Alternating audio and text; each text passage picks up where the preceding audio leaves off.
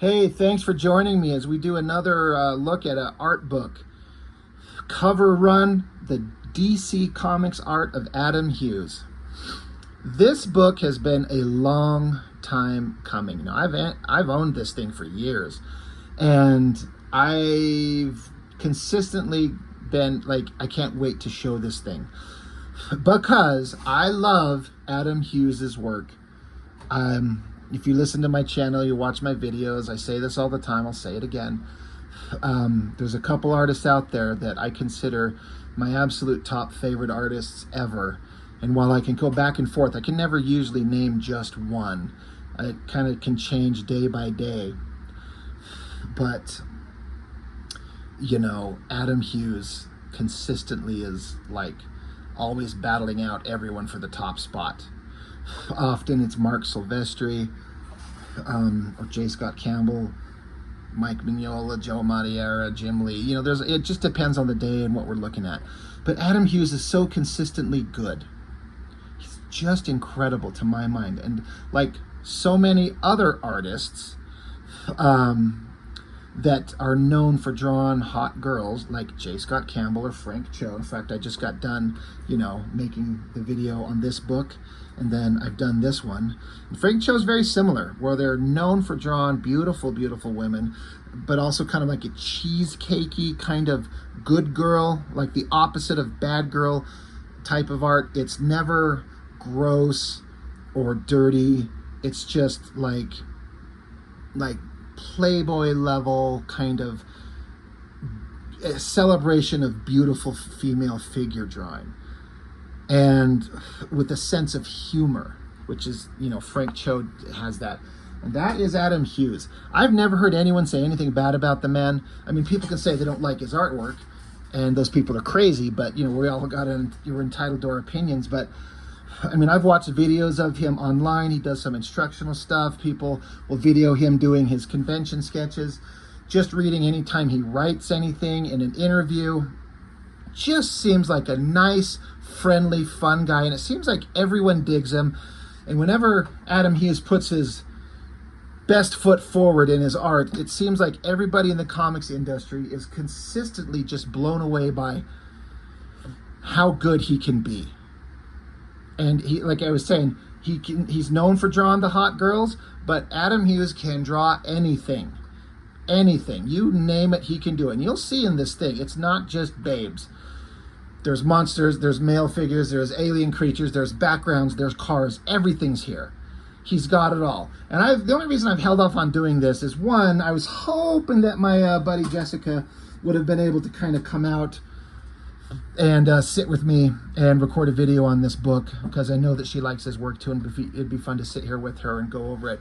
But it's been like a year and a half since I've started the channel, and I just don't think it's going to happen. She's a mom, she's a wife, she's got a life, she lives an hour at least away. It's hard to coordinate that, and so I've just kind of decided I'm going to do it. So let's look at some Adam Hughes, the cover run. This book has been out for a while. So there's not a lot of current stuff in the last, I'm going to say at least 10 years. We'll see when this was printed, but it's at least 10 years old. And I have flipped through this thing so goddamn many times, like this dust jacket thing. It's not torn up, but it's not in great shape. But it does protect the actual cover to the book itself. And Supergirl drawing. In fact, I'm not even sure what's on the back side. Oh, it's just nothing. More of this space stuff. But let's get into it. I can't begin to tell you how in awe I am of Adam Hughes. I've talked about his work before, where his older stuff, which we will see at the beginning of this book, I remember seeing it in different places, and it was never my favorite stuff. I didn't care for it. It was fine, but it just didn't have that dynamic thing that was just interesting that Adam Hughes has. And then once he got going later on in his career, and he just kind of refined his look on his art, man, did I get into it in a big way, like really fast. And then I go back and look at his older work, and I'm still stylistically, it's not my favorite, but you can see the skill that he's got and the ability that he's always had his entire life. So And it's him writing this thing. This is not a foreword from anybody else. This is from Adam Hughes, April of 2010. So to give you an idea of when he wrote this.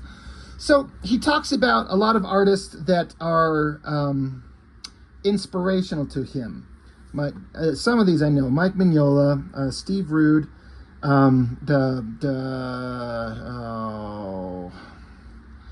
Drew Struzan, Jesus Christ, Kevin Nolan, and then he lists them. Steve Rude, Dave Stevens, Mike Mignola, Kevin Nolan, Drew Struzan, Alfonso Muca, how do you say it? Alex Raymond. He says, I wish I had the space to show you some of my other favorites and inspirations, like John Byrne, George Perez, Jack Kirby, Michael Golden, Gilbert and Jamie Hernandez, P. Craig Russell, ALS Moore, Alsmore, I don't know what that is, Dorn and Parker. God, I'm getting real retail amnesia. You know, when you walk into the market and instantly forget everything you need to buy? I know I'm missing tons of names. So, you know, it's just a list of artists that inspire him. And yeah, I don't know all of them, but so good. Norman Rockwell, the cartoon realism of Norman Rockwell, he talks about. Really, really good stuff. So it gets into, I feel like some of these sketches over here of the characters that he would do from other comics back in the day, these feel like his more modern art as compared to this older stuff. So I wonder if he just drew up some sketches to kind of fill in some space when he wants to show the older work, because it goes in like chronological time from his oldest stuff to his most recent stuff at the time of printing. So again, the drawing ability is there, but it's a little soft, it's a little rubbery, it's still fun, it's whimsical, it's not so deadly serious, and there's a whole lineup of covers down here. It's certainly good, but it just doesn't stand out. It's like the instant he hit Wonder Woman, he just took off like a rocket, and I think you'll see. Again, these are all fine, but it's more of the storytelling of the humor in it. Was it Blue Beetle and Booster Gold? I've never read a comic with those guys, but I do understand that they're a team. They're usually perceived as funny. Chilling out, the girl bringing him a drink, kind of disgusted. Everyone in the background, just there's this other storytelling going on. Great covers. Great storytelling on the covers. Seeing the rough pencil sketches and then the final black and white inks, I wish those were bigger. That's some neat stuff. And then just a whole, you know, array of all the Justice League covers that he did. They're fine, but they would never make me stop in my tracks and pick them up. And then it says Adam Hughes and then Rubenstein. So I'm guessing this is Rubenstein inking Adam Hughes. And Adam Hughes is probably best when he inks himself, but I've seen other artists. I think it's Jason Martin. I've seen him ink Adam Hughes, and holy shit, does that stuff look good, if I'm remembering his name correctly. I think I've seen Tim Townsend ink Adam Hughes. Holy Lord, does it just sing. But again, getting back into some other characters. Now, I know this is a more recent, this is nothing that's old. This is a more recent thing. I'm not sure about that one. It feels like a more modern one as compared to the era that these were done in. Yeah, I don't think that's not Adam Hughes inking himself. Looking for the signature. This looks like Adam Hughes inking himself for sure. This is starting to look more like him. And I hate to say it, but like, I feel like looking at the black and white here, I would be 1,000 times more interested in this black and white artwork than the colored version. And it's not that anything's wrong with the coloring, but just that black and white artwork right there just stands out to me somehow. The skill of the pose, the folds in the dress, an old ratty old woman. I guess it's supposed to be the same girl, old and getting younger and then turning into, you know, changing. I don't exactly know. It's fine, but the black and white looks fantastic. Again, the humor of this girl in a mirror and everyone looking at behind her. I've seen this drawing before. I feel like, again, this is him just redrawing the characters that he's done before, but in his more modern style, again, and at the time. That drawing is so good. That is just incredible. This is another one where the coloring kind of kills it for me. And this is a me problem. It's not a them problem. I love the zipatone going on in the kind of gray tone parts of the shiny silver lycra, whatever this outfit is. That looks amazing. I absolutely love it. I like how it says, guess who's back? Get it? Do you get it? He did a ton of covers on these things. Justice League and Legionnaires. Voodoo. I don't know if I paid attention to this when it came out, but good Lord, all of these. Is it Art Deco? The style that I'm trying to come up with. This one I love, where she's like standing there like a stripper, but then there's a dude, like it's a skeleton, throwing money at her. I think this series was written by Alan Moore. Yeah, Alan Moore Voodoo miniseries. Oh yeah, it says, I was requested that I do that Art Nouveau thing I apparently did to keep the covers in line with the visual design of the book. He says, I was also allowed to slap some paint around, which was a rarity for me. Back in those carefree days, doing a painted cover for a comic was a holy grail of sorts. The best pay and total control over the look of the cover. There's nothing quite so dangerous as a well-paid control freak. So Adam Hughes, you know, he knows what he's talking about, and it looks great, and he's funny. It says here, so with these last two painted pieces, I leapt into the world of computer-colored comics, an analog man in a digital world. So, yeah, so good.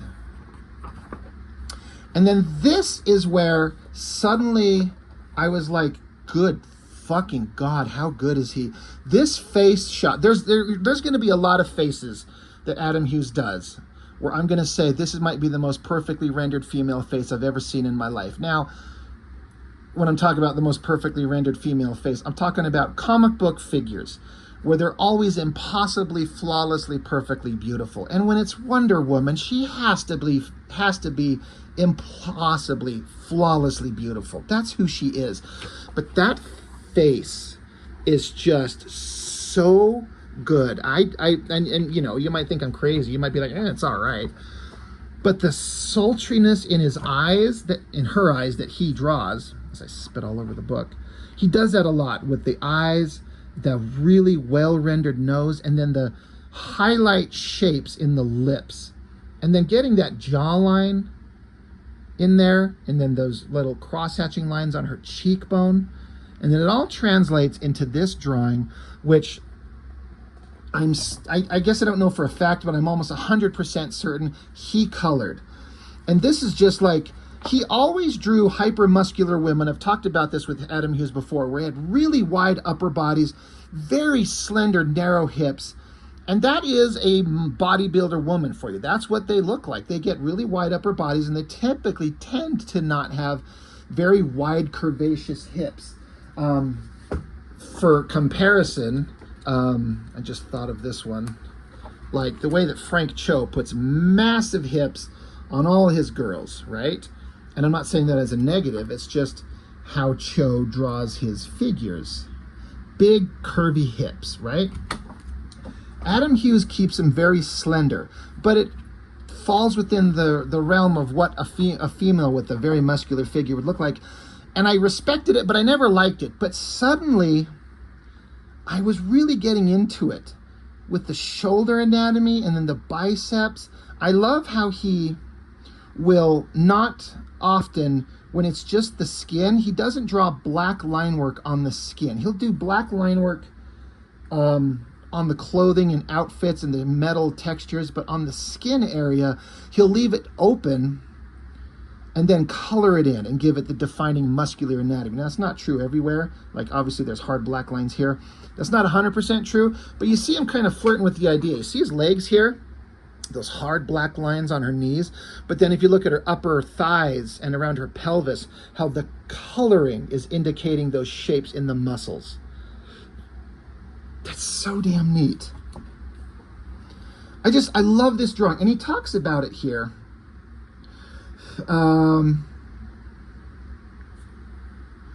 He was offered the covers on Wonder Woman. He says he felt like I'd been hired by the Yankees. I was headed for the show. By quirk of fate, this wasn't my first Wonder Woman cover. It was my second, and he says more on that later. My nerves were still in high gear, but armed with inspiration and a sense of history, I forged ahead, taking great inspiration from the works of Maxfield Parrish, whose lyrical worlds I see Princess Diana of the Amazons happily inhabiting. I was shooting for a more figurative approach. Diana looks to the sunrise, dispatching a hawk laden with an olive branch to symbolize her mission to man's world. On her shoulder sits an owl, the Greek mythological symbol for wisdom, as it were, at her feet lay a sleeping lion, which is how I see her character. In her hands, she holds a scroll for knowledge and a shield for defense, which is how I envisioned her warrior ways should be interpreted. And so I read all of that, and I was like, holy fucking shit. How deep can you get on an interpretation of a character? I would have never picked any of that out. I would have just been like, God damn, that looks awesome. The lion's cool, the bird's cool, she's got a shield, she's holding some parchment.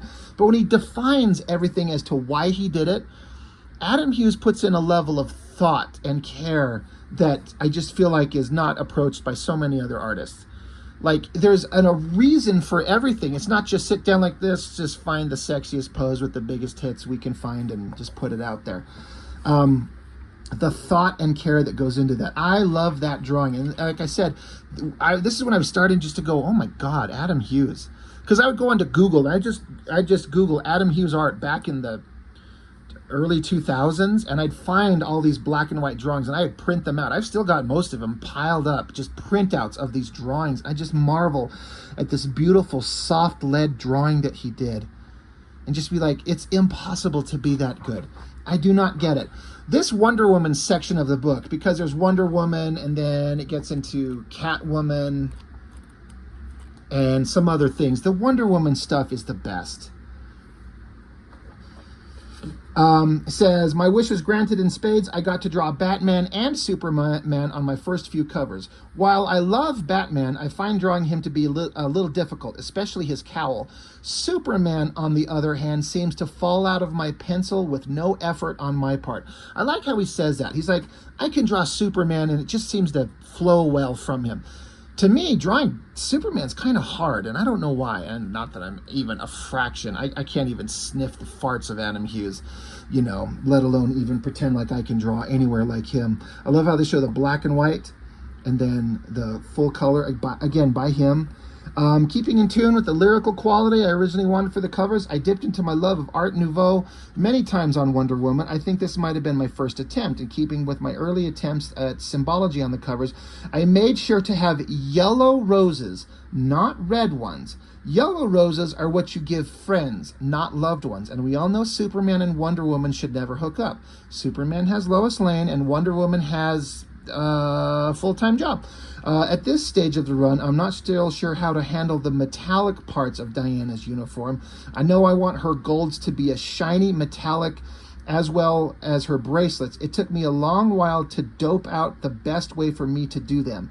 Adam is slow on many levels. And again, this is Adam Hughes writing this. He's writing this about himself. But again, what an interesting idea. This is a very kind of sensual scene. Their faces up close together, his hand gripping her bicep with her hand on the back of his head, their hands intertwined here, but yellow roses, because they're not supposed to be together. Again, that beautiful muscular arm anatomy. And he's talking about the metallic parts of her costume, how he hadn't quite worked out how to make them look right yet. We might think it looks fantastic, but he'll get to a place where he feels like it's the right way to do it. And again, I get into the hair, like all those black shapes. I am chasing that forever, trying to come up with that and get it right. And I never can.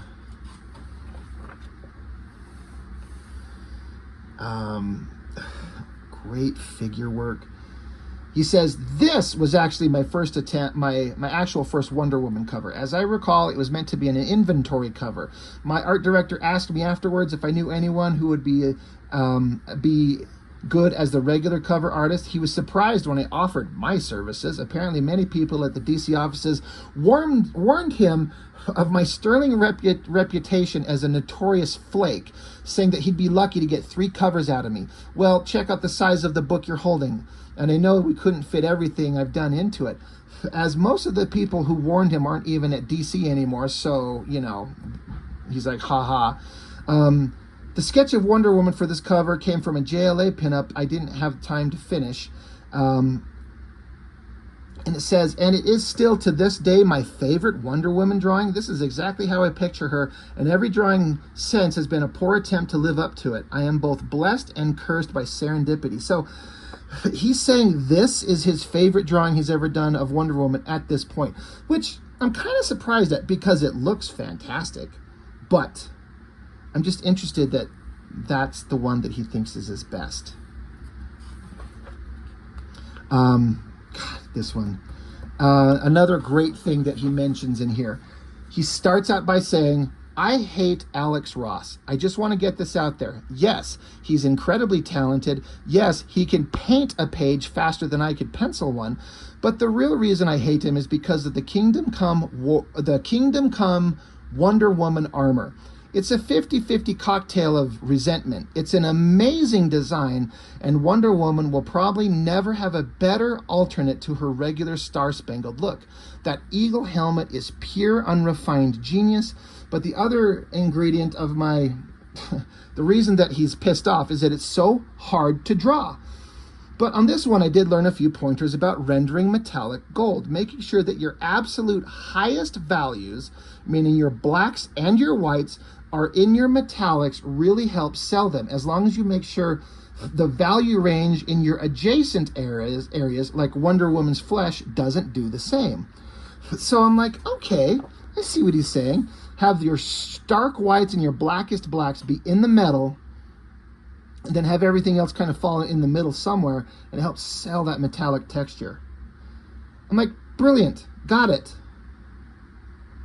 Look at that amazing detailed pencil drawing that he does there. Yeah, and I love how he's just shitting. No, he's not shitting on it, I'm sorry, but he's just so frustrated at the Kingdom Come armor because it's so perfectly good and such a pain in the ass to draw. It says here, I thought this would be a good time for me to talk about Wonder Woman's chest. He says, bear with me now. Traditionally, her outfit has been depicted as a single-piece strapless swimsuit with a sometimes magical golden girdle wrapped around it. Since I like being difficult, I thought it'd be interesting to depict it as a 2-piece affair, star-spangled bloomers below with a sculpted breastplate historically called a cuirass, C-U-I-R-A-S-S. Armor from ancient times would have sculpted abs and pecs, and I thought it would look nice on Diana, considering the history and geography of Themyscira. Everyone's always thought I've drawn her with these ridiculous shredded abs, but it's just the metallic outfit that she's wearing. Speaking of armor, I patterned the breastplate of Devastation, whom I designed for DC, bizarrely enough, after one I saw at an ancient Spanish fort in La Coruna, Spain. As a kid, I always wanted to draw comics, and I never thought it would take me around the world. So I do like this close-up of the shapes in this body part that he drew here, to see the inking and how he renders all of that. And I don't know what the story is with this kid. I don't care. But great drawing. That is so freaking good. And then the design element of her lasso zipping around, and then the cape.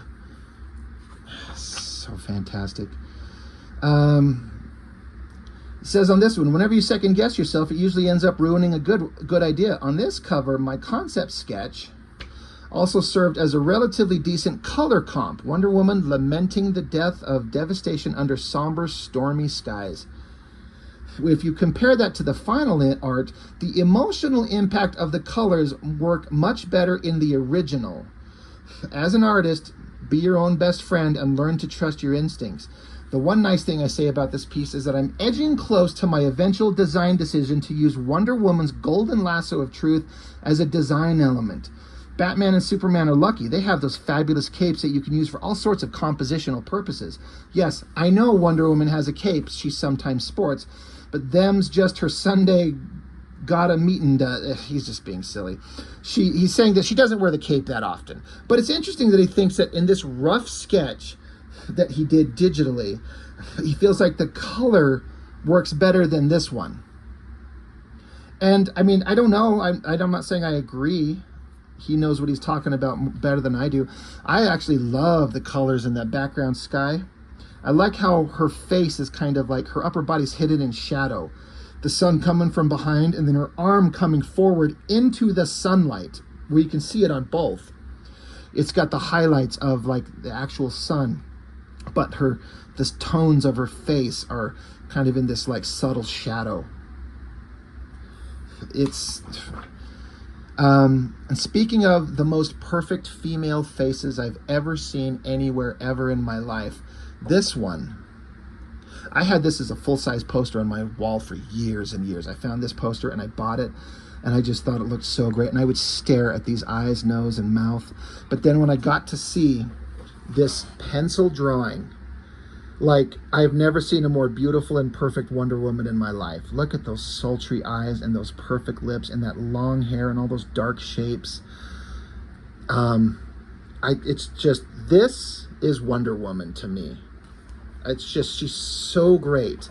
And I feel like in the movies, Gal Gadot was pretty damn close. Like, in terms of like her facial features, you're never going to get this flawless comic book body with these gigantic boobs, and Gal doesn't have things like that at all, but she doesn't need to. It's not necessary, but Adam Hughes makes it look so good. And again, his own coloring on it, adding these highlights on the edge of the face from the sun in the background.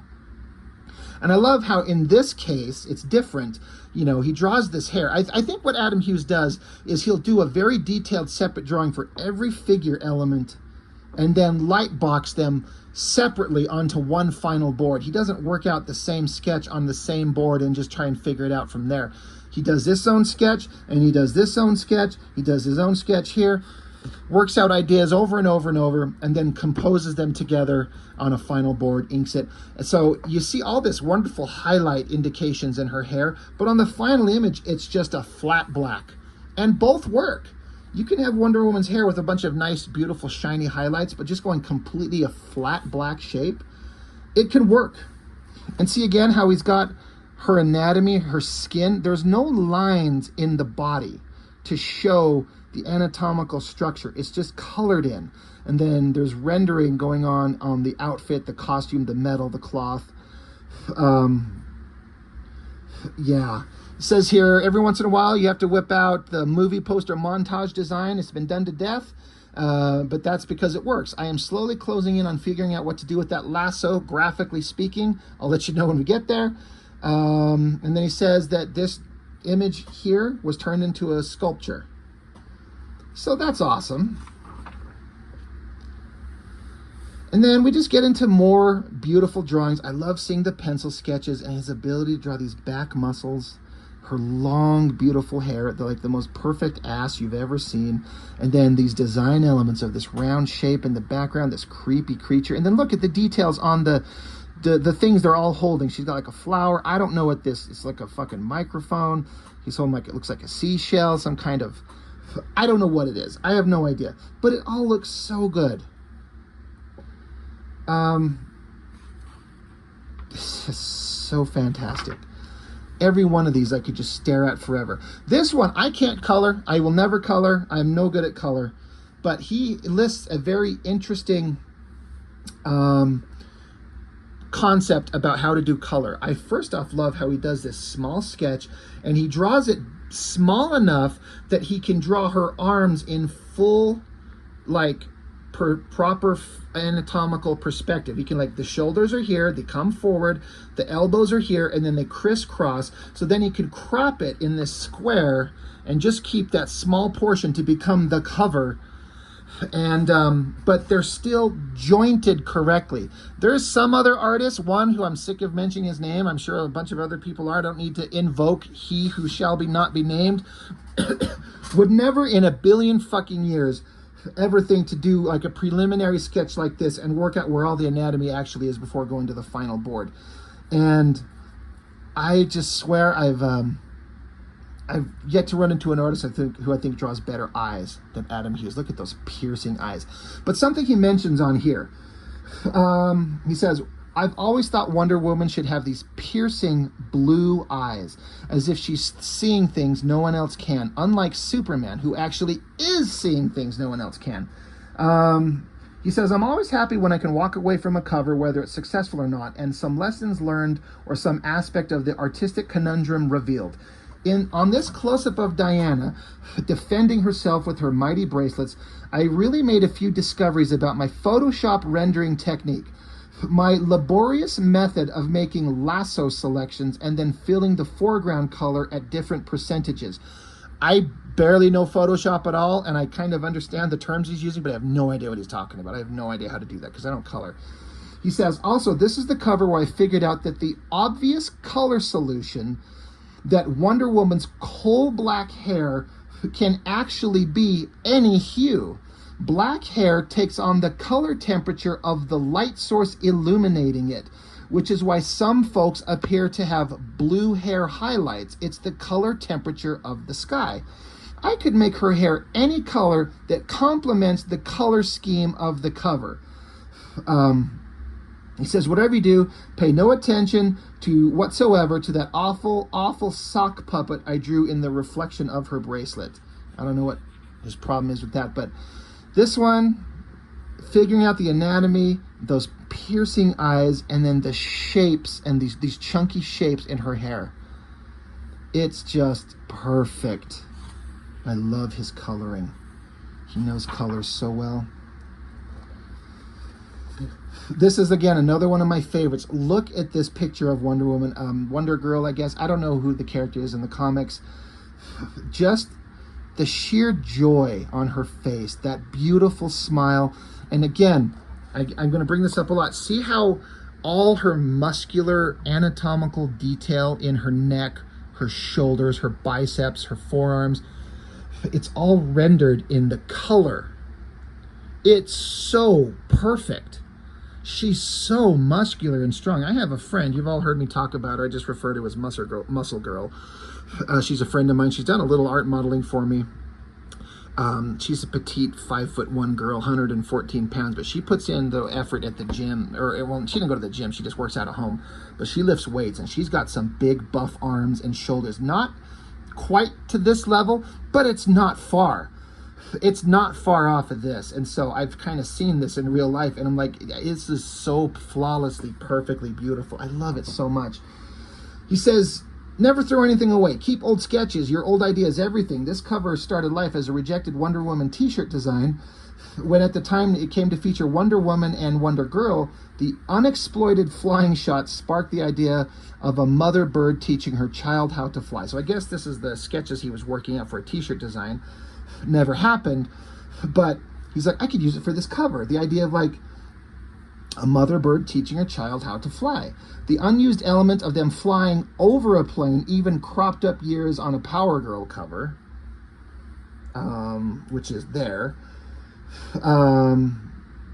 Nothing screams altitude like looking down on something you were used to seeing from above. Once I saw a 4th of July fireworks display from the top of a 50-plus story building. Looking down on fireworks made me feel like I was flying. I really like the atmosphere in this one.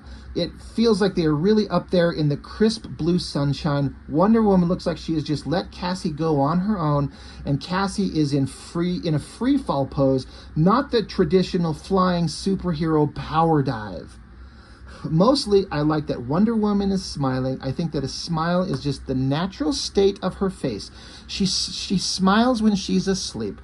She should just embody joy, love of life, and happiness. Her martial skills are purely for civil defense, son. So again, Adam Hughes giving his description of what Wonder Woman should be. And I love it. And the amount of thought going into everything on these images is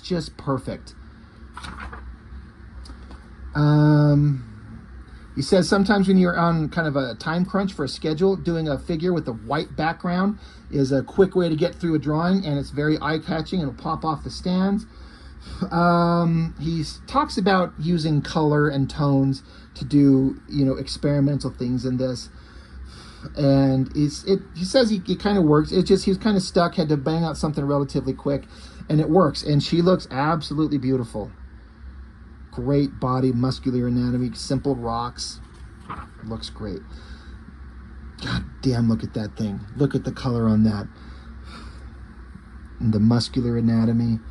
He said, Adam Hughes says, I was never a fan of the bad girl movement that took place in American comics in the 90s. I love classic good girl pinup art. There's almost too many to name, and he goes on to mention several. Now, I think it would be inappropriate to depict Wonder Woman that way, but even more so, I felt that showing her as an ass-kicking bad girl was absolutely the wrong way to go. No matter how many people thought that the Princess of the Amazon should be like Xena, warrior princess. However, Diana is a mistress of many martial skills, and on this one, I think I keyed into the proper approach, or what is the proper approach to depicting that aspect of her personality. Deliberation and seriousness. War is a serious business to her. She's trained in all its ways, and although she prefers a more pacifist approach to resolving conflict, she is terrifying to behold when she is forced to unsheath her sword. And so I like that. Like, she's tried everything, and so now she's coming after you, and she should look intense and dangerous, and goddamn did he nail it. Look at that face. It's almost like a photo, but it loses none of the dynamic, interesting kind of element to it that a photo trace would have sometimes. And then again, the fiery background.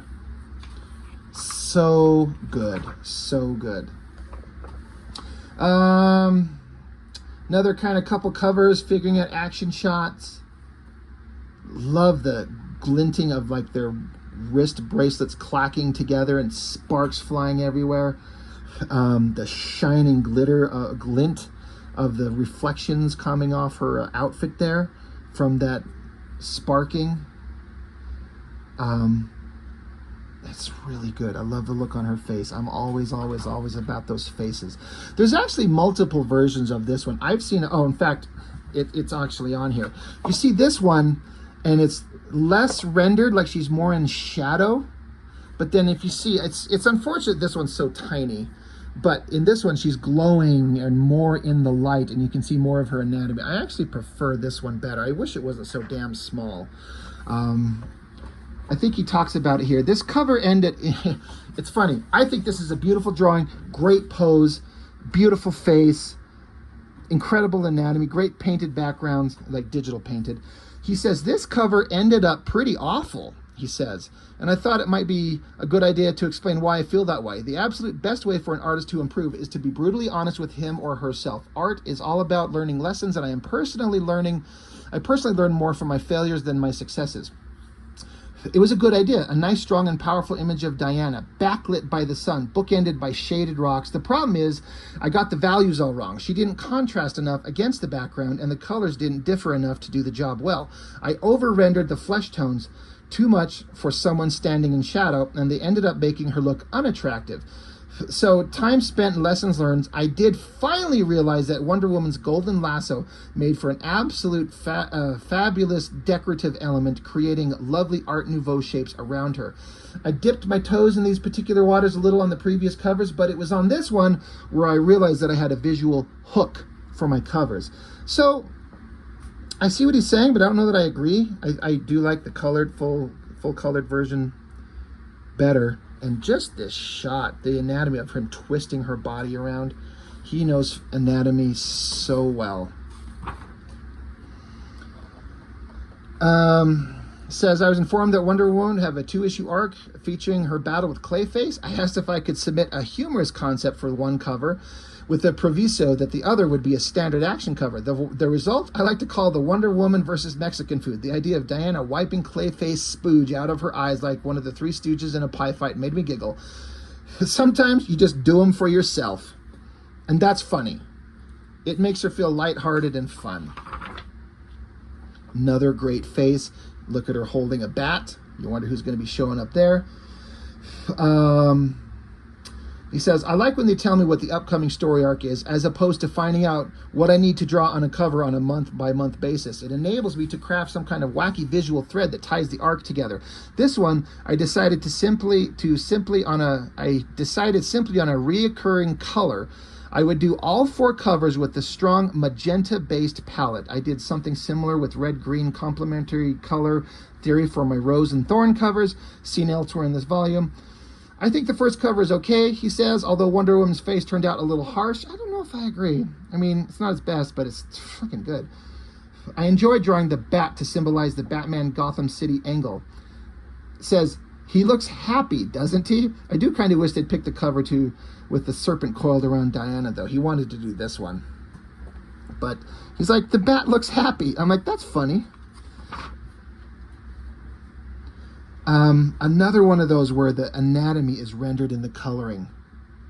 That is so beautiful.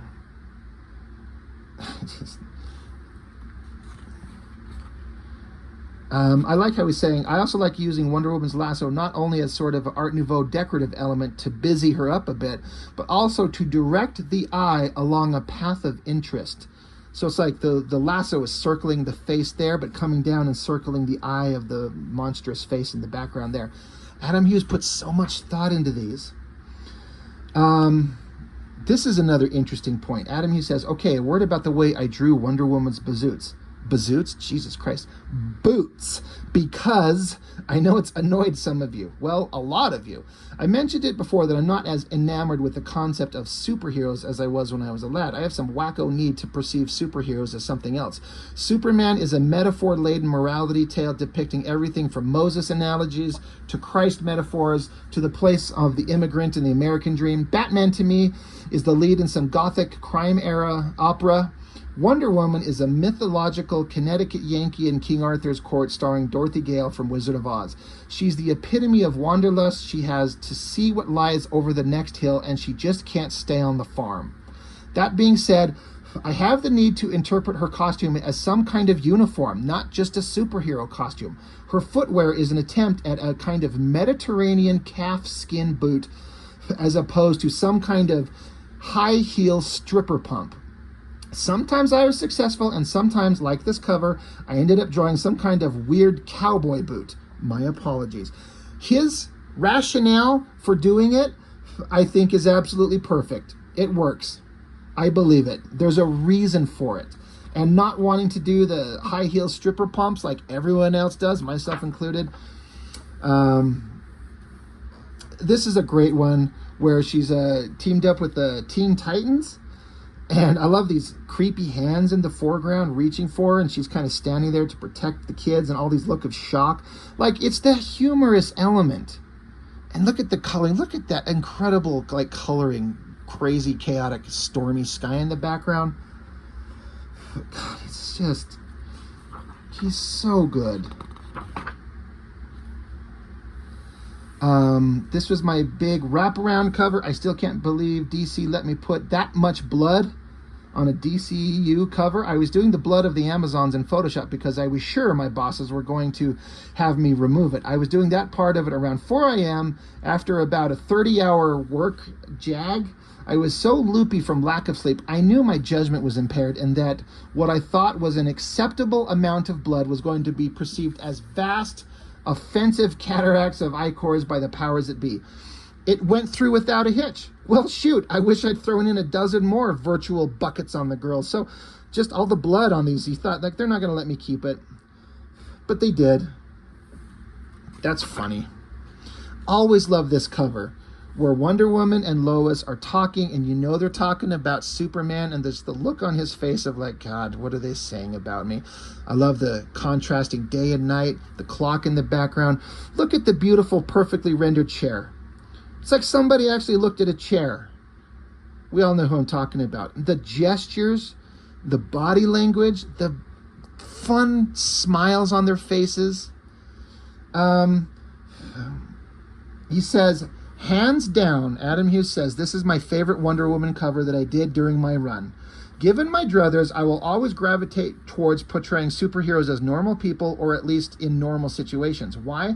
I have no idea. Is it because so many other artists have the whole leaping tall buildings angle covered? Maybe. Is it because I find it marvelously enjoyable to identify with these characters on some level? Definitely. While Superman is almost godlike in his powers and abilities, the fact that he, for example, still has a very human heart that can be broken is how I connect with him. Otherwise, you might as well be experiencing this tale from a mile away with a telescope. Also, this is the one time I really feel like I nailed Wonder Woman. I nailed the Wonder Woman I see in my head. I wish I'd been able to draw her like this every time. The build, the rendering, the face, all spot on. And since I never got to draw my Superman Gen 13 story, it's fun to finally get to draw Lois Lane. So he feels like he finally nailed his Wonder Woman in the way that she should be. And I think that's great. And all these like sketches in progress, fantastic. Look at the coloring on this one. It's so great. Not only can he pencil, and he can ink, and he can color. He says, I'll say it again, I love drawing Superman. I always seem to have a fairly uncomplicated time pulling off the Man of Tomorrow. This time I got to draw him mourning the death of Wonder Woman. And it says it's actually her mother, so relax. It's got visceral, it's got pathos, it's got, oh yeah, it's got that damned Kingdom Come armor. He says, I made a few inroads into my understanding of drawing and rendering metallics on this one. The biggie that now seems so obvious. Draw the colors and values of the entire scene in your metallics. I always worried so much about getting contrast and ratios of darks to lights, so I never noticed that your environment, your reflective character inhabits, has all the elements you need to pull it off, some decent shiny bits, and to help place your character firmly in the environment. And yes, that means that in outer space, the Silver Surfer should be practically invisible. Half of art is about bending the rules without breaking them, but you got to learn the rules before you can pull that off. Every drawing is an opportunity to unlock the secrets of the universe. My young Padawan, just call me Adobe Wan Kenobi. That's funny. So Adam Hughes, very, very smart guy, talking about everything he's learning as he goes along. Wonder Woman leading the charge of Darkseid's parademons. That's comic book cover gold. The only problem, he says, I have no idea what a parademon is, and she's wearing that goddamn Kingdom Come armor again. So he talks about all this, and then at the end he says, I like her screamy face. You like the keying Diana in her golden armor. Keying off Diana in her golden armor just made these mean, dark, purple, contrasted parademons in the background really kind of balance themselves out. Very awesome. Who's he fighting? I don't know who this girl is. I don't care. And, you know, I'm going to get going a little bit here to keep this video not from being too long, because we're not even halfway through this book and we're at past 45 minutes. We see Adam Hughes drawing hot girls, the most perfect, beautiful Wonder Woman ever, but look, he draws these buildings. Like, you may not be able to see it too clearly, but like, there is this pencil work and working out all the proper perspective details on drawing these buildings. Like, he does not take any shortcuts when he needs to put in that work. Those buildings look incredible, and the young, youthful faces, so great. Love this cover with modern Wonder Woman facing off against the old-timey kind of original version of him with the old, worn-out comic cover in the background. Fantastic. This is Wonder Woman's mother during World War II doing a smackdown on some Nazis. Love it. Love that angry, screamy face. Like, look, you can tell he like does the separate drawing of Wonder Woman here, and then he'll compose these elements together to get the final drawing. Great face. That pencil drawing by itself is just absolutely beautiful. Love the high angle looking down, the design element of the lasso again, all great faces, all great costumes. He says he was not happy with his inks on this one, but, you know, he has to learn. This is funny. It says, and since the bartender turns to subtlety and says, you're in the wrong place, my friend, you'd better leave, I apparently decided to draw Diana's costume about as small as I could get away with. I've always joked that I draw a size 10 Wonder Woman in a size 2 outfit. Haha, drum roll. But really, what was I thinking? My barometer's been broken ever since I worked for Penthouse Comics. So I was like looking at it, I'm like, yeah, them titties are barely hanging in that outfit. And you know what? I'm kind of okay with it. And then there was an element where Wonder Woman cut her hair. And, you know, I don't know that went over very well. I don't think that he says Walt Simonson come up with the idea. He's like, I didn't do this, the writer did. So, you know, good shot with her looking at her hair. It's short. She's got the, you know, the scissors and the comb in her hand. You know, fun storytelling element. A great shot of her, just small figure of her there, and like a vacant, empty paradise island with this Greek architecture. Look at the color choices. It's so good. Like this shot of her punching through a wall or a stone column. Lots of energy and power there.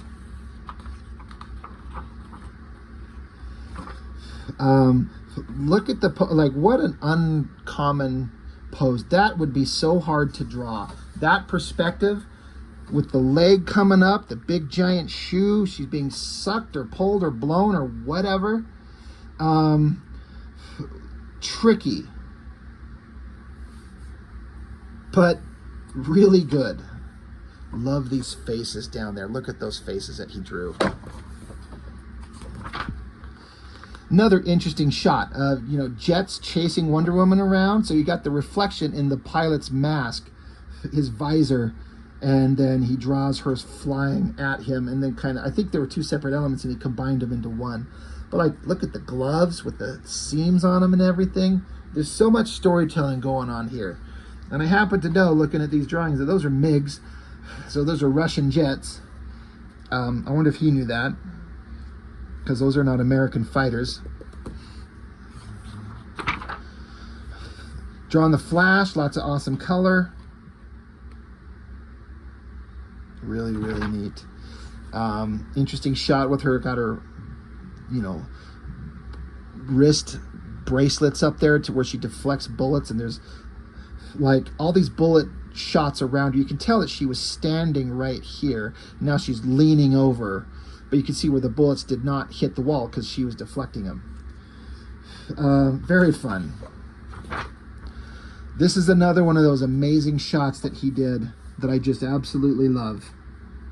It says this piece was done for How to Color Comics. He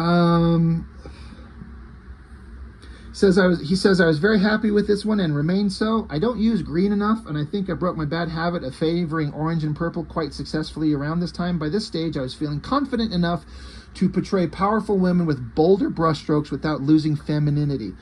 I think the rendering on her legs is my favorite part.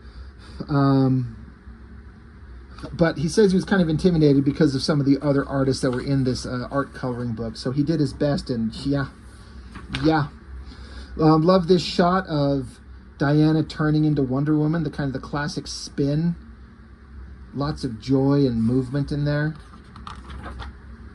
And then just some covers. Always love this one. Look at the color hue of that one. Very warm, very passionate.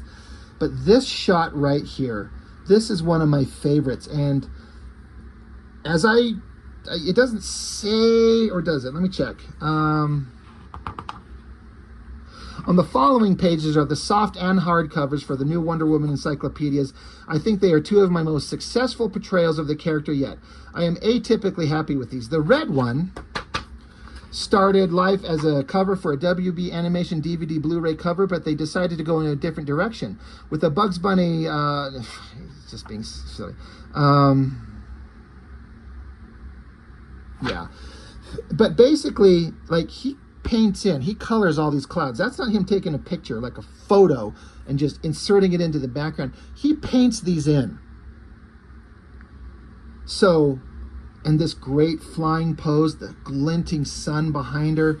She's so regal, so beautiful.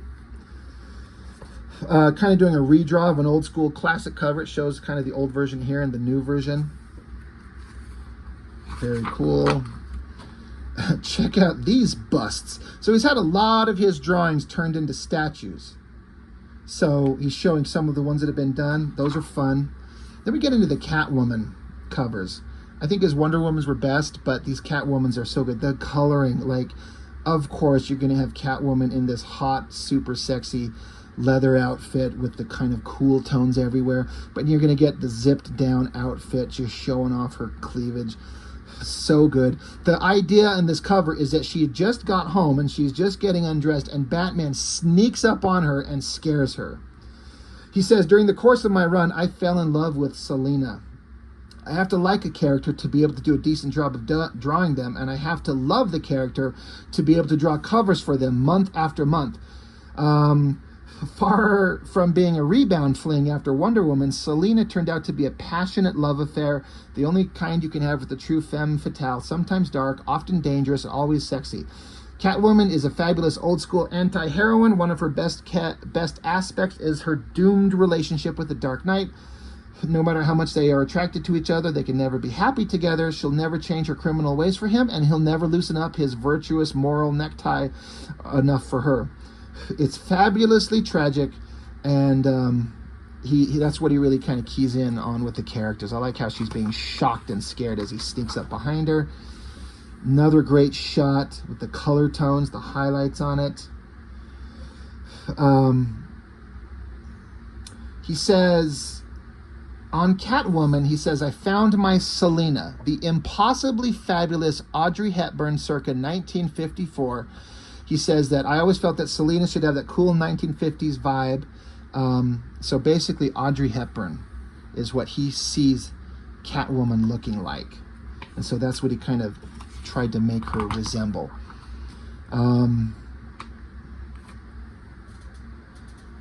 This is fun. This one was tough to come up with. This issue, Selina pulls a sting operation and having to hide and get away from, I'm just kind of paraphrasing here. He says, I came up with the oblique idea of having the cover be Selina, the real Selina, watching the killing from around a corner. It'd be something the reader wouldn't get until the next issue came out, and I thought it'd be fun for the three people who figured out. I think it didn't work because no one has ever mentioned it to me. Thanks goodness, Selina is so darned pretty. I don't know what's going on, but she sure looks sexy. He says, I love using teal and amber together. It's a pretty color combination, and I can see it in these color tones. Selina is described only by her face and what little bits of highlights you can see, and some stray anatomy popping out of the shadows. It's brilliant. And the colors of teal and amber together. And if you look at the black and white drawing, it's just this little tiny thing. For all the effort he puts into the ink drawing, and then, you know, the coloring changes it up so much. More great Catwoman covers. Speed through them a little bit. Zatanna shows up in some of the Catwoman stuff. I think he said here he likes drawing Zatanna. Had a lot of fun time with her. She was done in ink wash rather than the traditional comic pen and ink. The shot of her, you know, in a police lineup, great face shot. The numbers had some, I'm trying to see here. The numbers meant something. I thought it would say, but it doesn't seem to say here. Anyway, close-up shot of her face, just a screamy, angry, toothy, bloody mess. Very cool. There's this cover here that's always been one of my favorites, and it doesn't get a big shout out, where it's like she's taking a step off the roof of a building, like the next stop she's gonna fall. Look at that angle, looking down at the city, and almost like she's like not paying attention, showing what a daredevil she is. But yeah, they don't show that one in here. I wish they did. This one where she's at a diner, just having a cup of coffee. Awesome. A Lone Wolf and Club homage. More Zatanna. He mentions how he forgot to put on her fishnets. He acknowledges that. He's like, I know.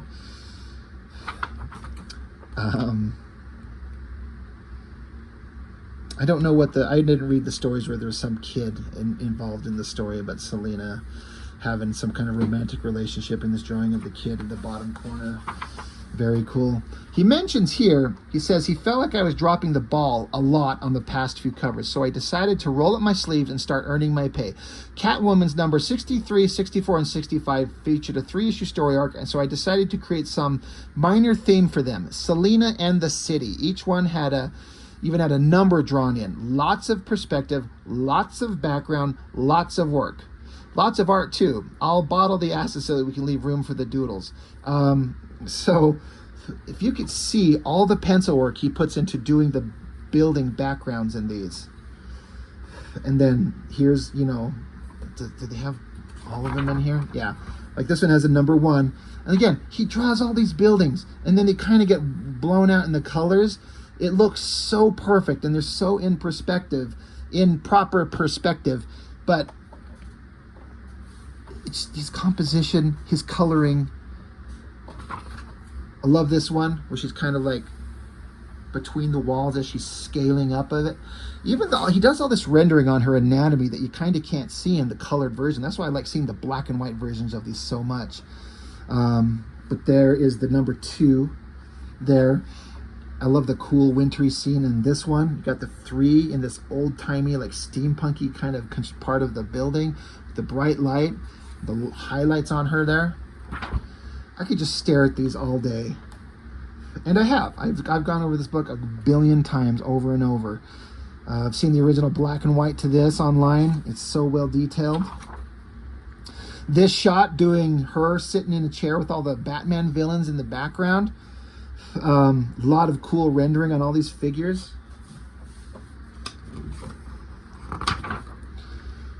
Great shot. I absolutely love this. Is like such a beautiful, sultry, sexy pose.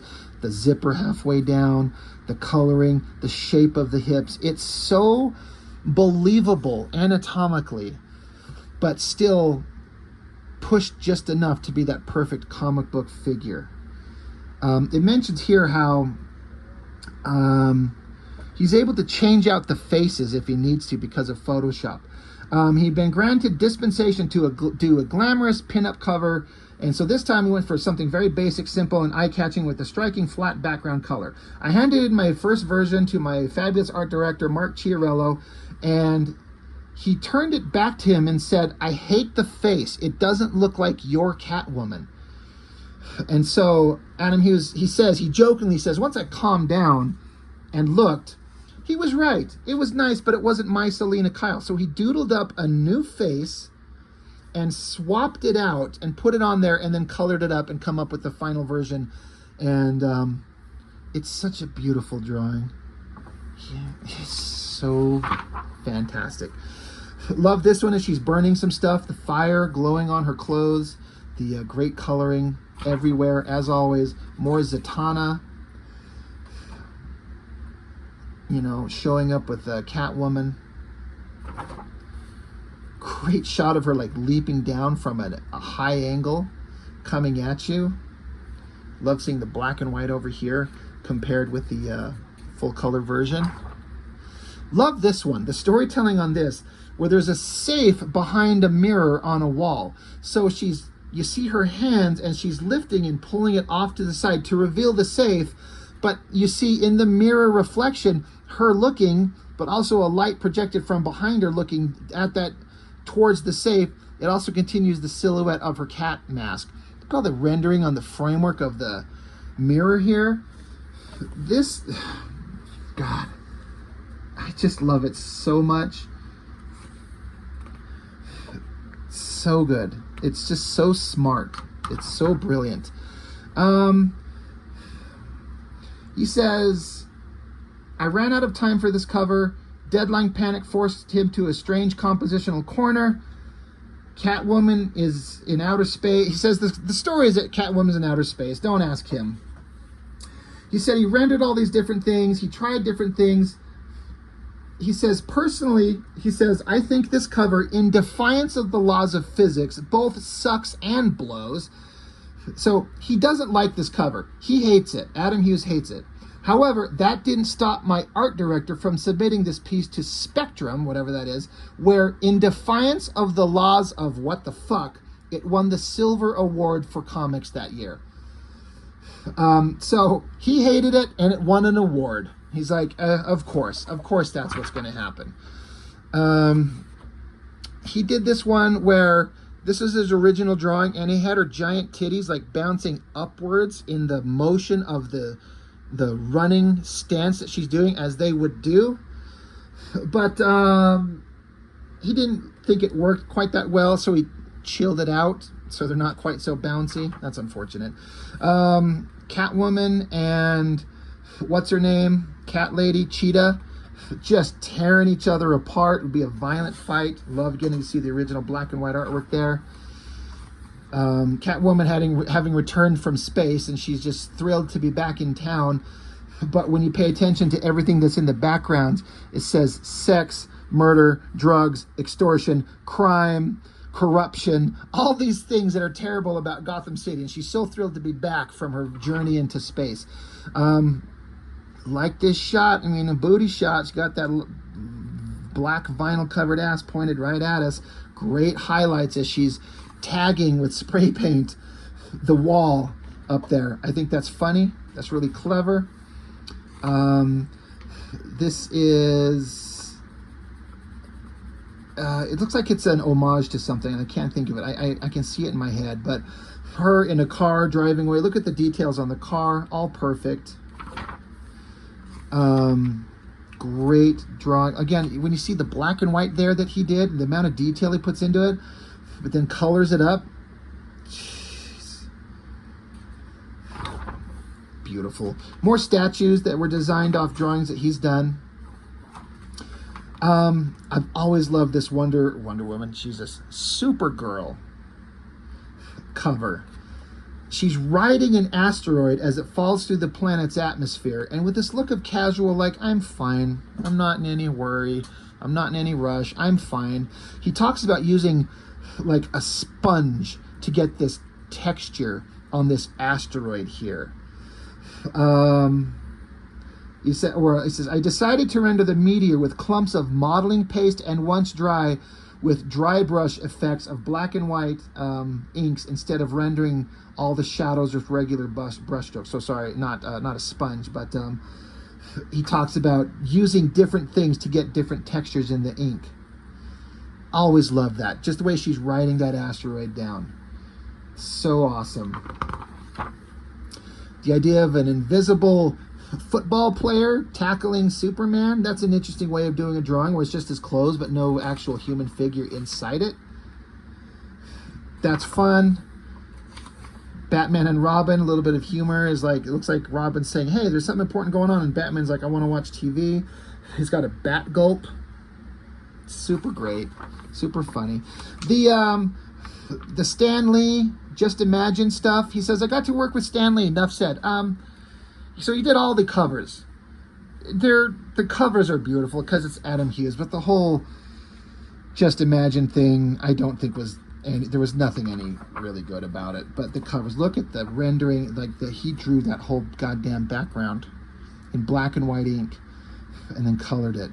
So good.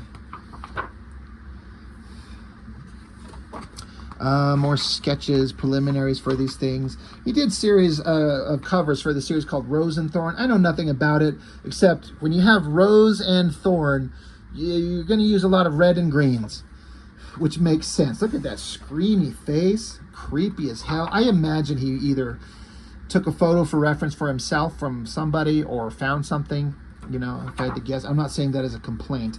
But again, the use of reds and greens on these covers. Very well done. Absolutely beautiful stuff. I like this shot of her like licking him and he's creeped out.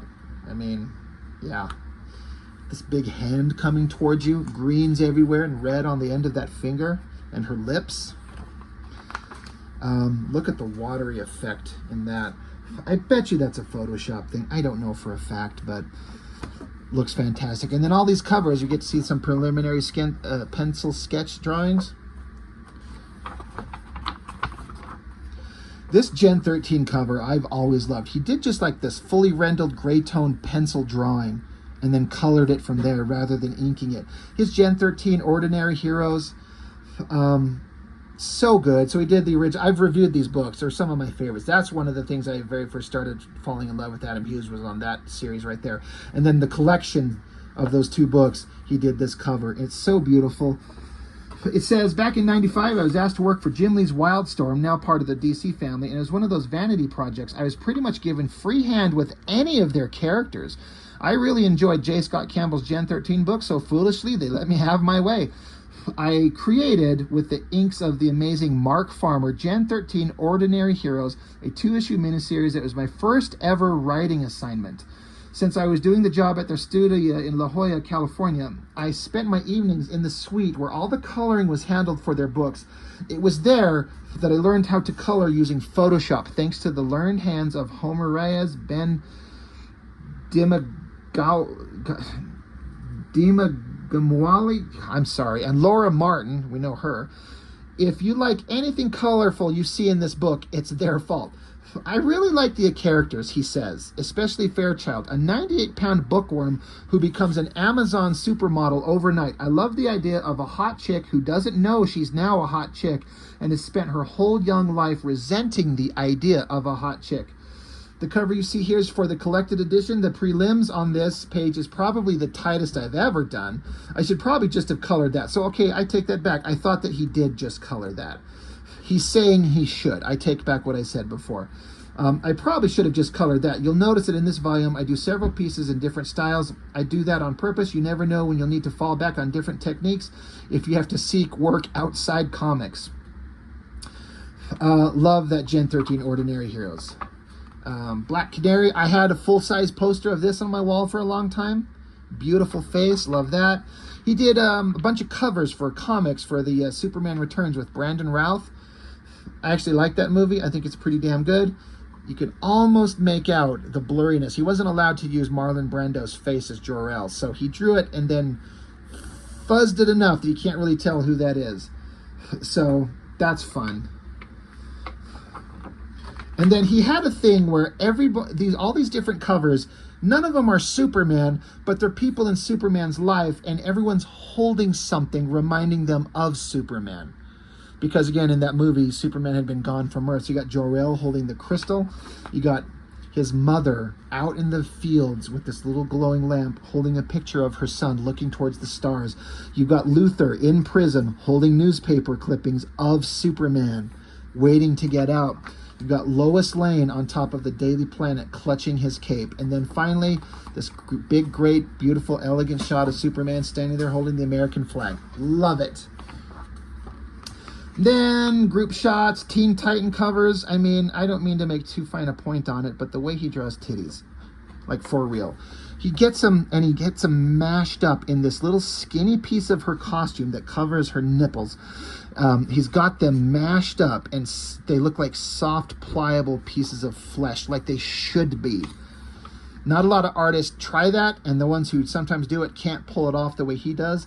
I don't read Teen Titans. I don't know much about them, but that looks amazing. I absolutely love it. This is one of my favorite drawings he's ever done, ever, in the history of ever. Power Girl, know nothing about her, really, but this shot of her casually just laying in the sky, this cape flowing around her, looking down at an airplane. She feels like she's so high up in the sky. This soft look on her face, the way the coloring is rendering everything. It's just absolutely beautiful. I love it so much. It's one of my favorite things he's ever done. I used to have a poster of that too. Lost it in the divorce because I had to throw a bunch of shit away because the ex-wife was a bitch. This is a funny play on the idea of like Clark Kent finding some kind of horrible thing going on. So he runs off and he pulls open his shirt to reveal the S to be like the Superman costume. Well, she's doing it, but underneath it, she's got the boob window. So it's just pulling out and showing her giant tits. And if you know the story of Power Girl,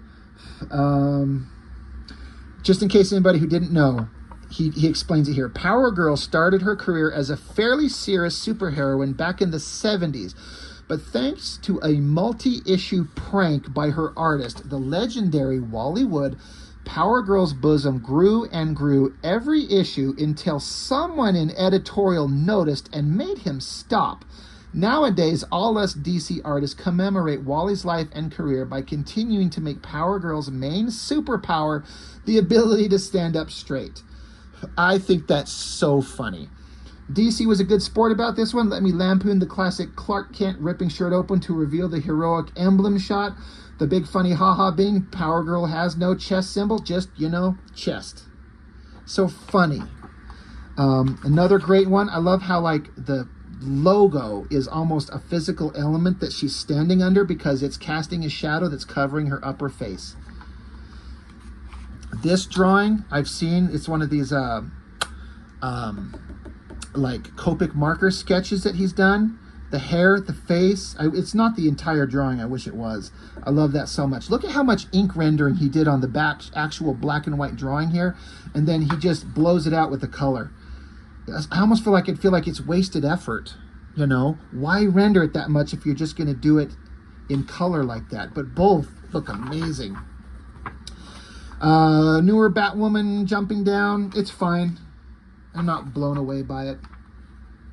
And then just some people wearing some merchandise. I think some of these girls have art modeled for him. I think they're saying in here. Love all that stuff.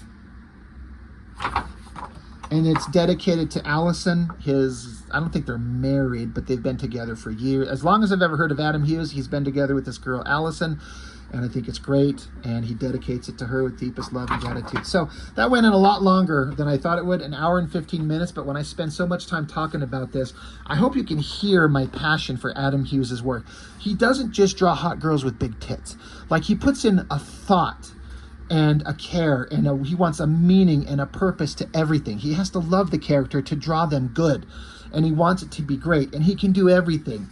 And he draws the most beautiful women, yes, absolutely. But he can draw anything, anybody, everywhere, anytime. You name it, he can do it. I wish he drew more comics. He does, on occasion, draw some comics. There's been a Betty and Veronica little series. He's done a couple of Hellboy one-offs. He will draw on occasion. You get a comic book out of him on rare occasion, unlike some of my other favorite artists like Todd McFarlane or J. Scott Campbell or Travis Charest, who don't draw comics ever. They just, you know, draw covers in the end. You know, Adam Hughes mainly does covers. I'm not trying to be hypocritical because the payout is perfect.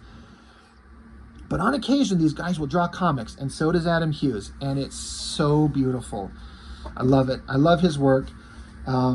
Unfortunately, I think this kind of caps off the end of everything I have of Adam Hughes. I don't think there's anything else to look at. There's no more. I've done all his comics. I've done all his sketchbooks and the cover run. I don't think there's any more books to find, any collections, any art books. There's just nothing else besides covers that he's doing out there. And, you know, I don't know if they're collected into anything. So it's kind of sad to be like, I don't have anything else to show of my favorite artist. You know, there are old comics that he's drawn that I don't have, but his old art is not my favorite. I'm not as passionate about it. He hadn't quite reached that level that I enjoy right now. It's like I've done everything that he's done. You know, maybe we'll get lucky and there'll be more to come out from Adam Hughes, but love him. Neat guy, nice guy from all accounts, a class act. Never heard anyone have anything bad to say about him. Reliable and skilled. He's going to go down in history as one of like the greatest comic artists ever to grace the industry. In hopefully years and years and years from now, when he dies and passes away, I think he'll have a legacy of like, Jesus, God, he was so good. Everyone's just blown away by what he does, and I'm one of them. I would love to meet the guy. Just be like, dude, you're a god amongst men, and he'd be like, I know, that's cool, thanks, I hear it all the time. Anyway, I guess that's all I've got for now. Thank you for watching. This went on way longer than I intended it to be, but I love Adam Hughes. He's so good. So that's all I've got for now. Thank you for watching. I'll see you next time.